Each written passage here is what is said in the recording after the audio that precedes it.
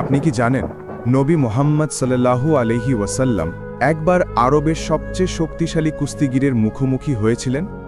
সেই কুস্তিগির প্রতিপক্ষকে হারিয়ে তাদের মুখে পা দিয়ে অপমান করত। তার নাম ছিল রুকানা।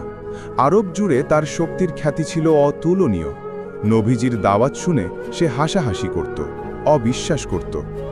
একদিন রাসূল সাল্লাল্লাহু আলাইহি ওয়াসাল্লাম তাকে বললেন, রুকানা, যদি আমি তোমাকে পরাজিত করি তুমি কি আল্লাহর প্রতি ঈমান আনবে? রুকানা হেসে সম্মতি দিল। ভেবেছিল নবীজি সাল্লাল্লাহু আলাইহি ওয়াসাল্লাম কখনোই তার সাথে পাল্লা দিতে পারবেন না।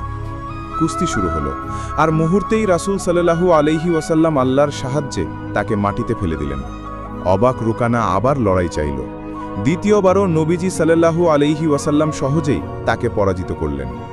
সবার সামনে লজ্জিত আর হতবাক রুকানা তখন বুঝল এটা সাধারণ শক্তি নয়, বরং সত্য নবুয়াতের নিদর্শন। আর সেখানেই সে কান্না ভেজা চোখে ইসলাম গ্রহণ করল।